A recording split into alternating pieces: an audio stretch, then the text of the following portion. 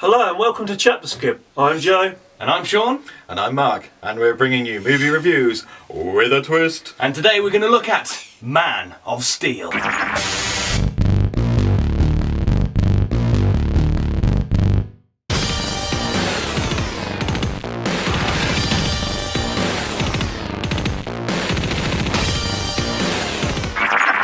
Man of Steel is the latest superhero to have a facelift, a rebrand and a spring clean, with the last attempt being the disastrous 2006 movie Superman Returns. This time around, the movie has been directed by Zack Snyder. The screenplay was written by David S. Goyer, with a smidge of input from Christopher Nolan. Now, if you see our trailer review, you would have seen that we was really excited to see this movie. Yeah, it looked like it was going to do a good job of combining a great story with fantastic visual effects and strong performances from the cast. And it turns out we were partially correct.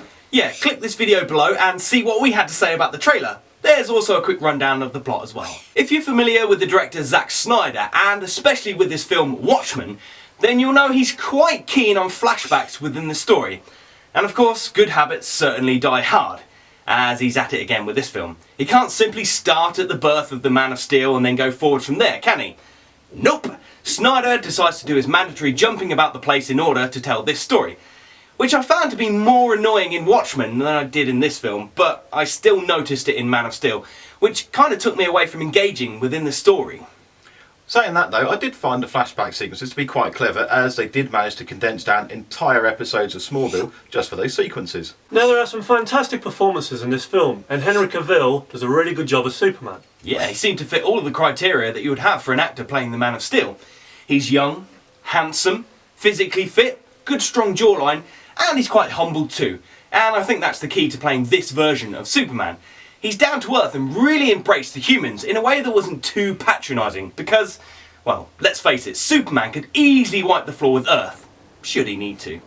Although it did seem like something was missing from this new take on his costume. Can't quite put my finger on it though. Right, Joe? Yeah, you alright, Sean? I made you a cup of tea, but it's gone cold. You'll be able to heat it up though, won't you, Sean? Gee, thanks, I guess.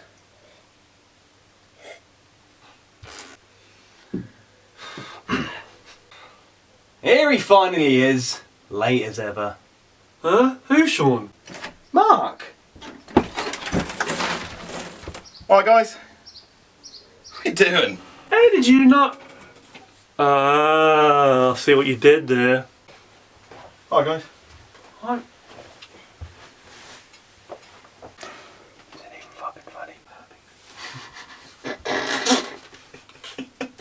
Alright you two, you've both been acting really weird today. I want to know what's up.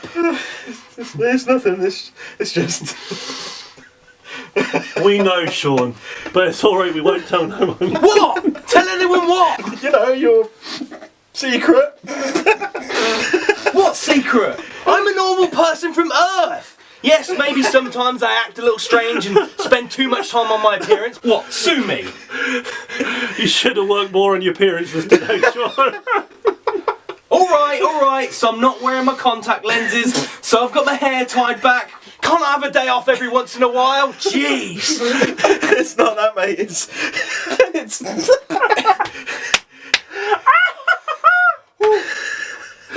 It's just that, Sean, you got dressed with your pants on the outside today.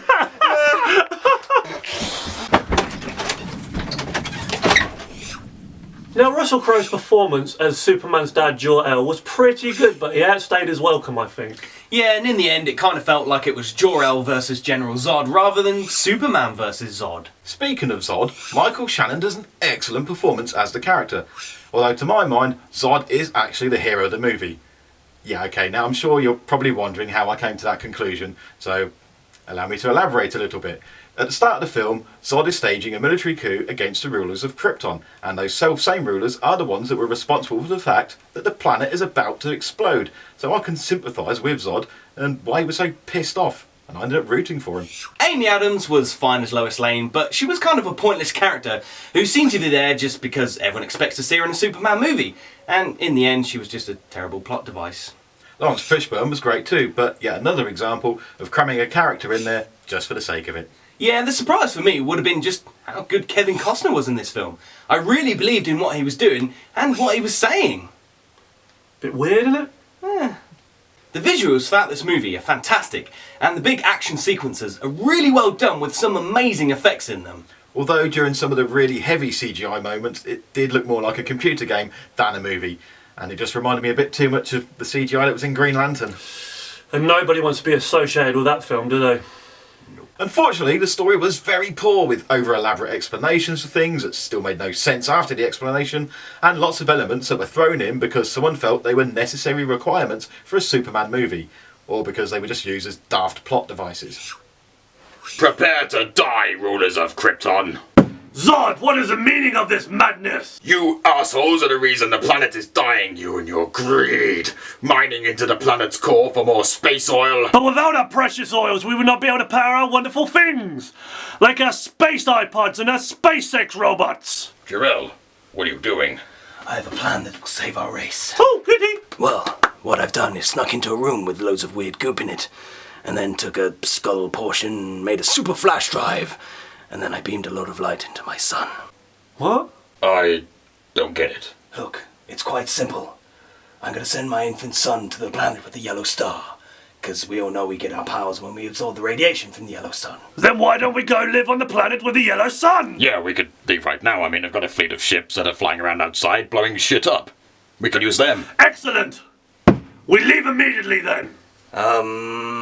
What is it, Jor-El?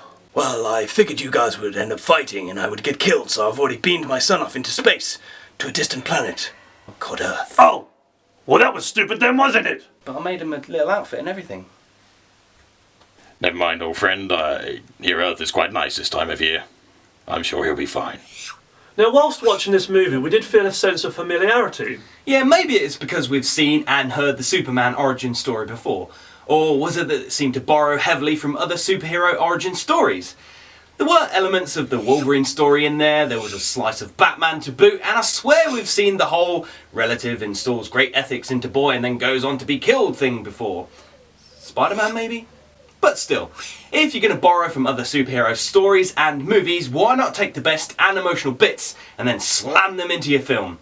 They do say if it ain't broke, don't fix it. They do say that, but I don't think it was necessary to spend 10 minutes just to do a variation of, with great power comes great responsibility. I just done it in 5 seconds. As I'm a fan of Zack Snyder's past work, I knew this was going to be a good treat for me, and it did not disappoint. I thought it had great effects, explosive fight scenes, an awesome plot, and a great backstory. I recommend you get yourself to the cinema and watch this movie, it's awesome. I feel we've been quite critical of this film, and what we've said seems to be more detriment to the movie than praise. And I don't really mean it to be this way, as I really, honestly quite enjoyed the movie. A lot.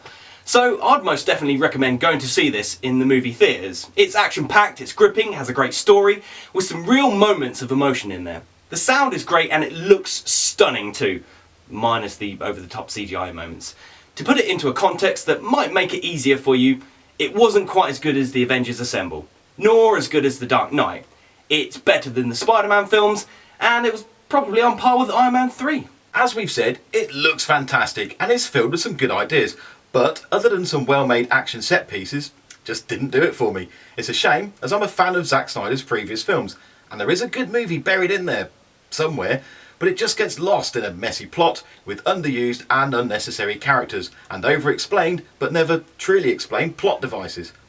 Personally, I just don't think it was that good a film, and I didn't really enjoy my time watching it as I kept getting distracted by the huge number of questionable plot moments. I'd say give it a miss or go for a cheap matinee viewing instead and save your cash. And if you really must see a film with a superhero in a red cape flying around fighting bad guys, I'd recommend you hold out for the upcoming Thor movie. Thanks for watching this review for Man of Steel. We've been hearing mixed reviews about the film, and we've given it one ourselves, so we'd like to hear your opinion. You can leave a comment below, or you can fire any thoughts to our Facebook page, or on Twitter if you prefer. All the links are down in the description. And before you leave, please subscribe to ChapterSkip for more reviews, trailers, and sketches. Thanks.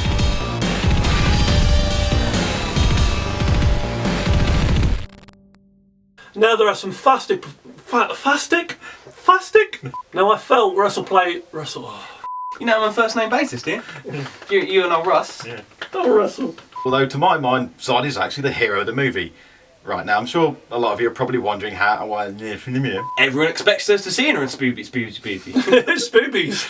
She's got some nice Spider-Man. spoobies. She's got some nice spoobies. I was going to say Spider-Man, but then I was going to say Superman, so it came out Spoobies. who seemed to be there because everyone expects her to see her in a Spider-Man movie. And she ended up... Spider-Man. And you went Spider-Man.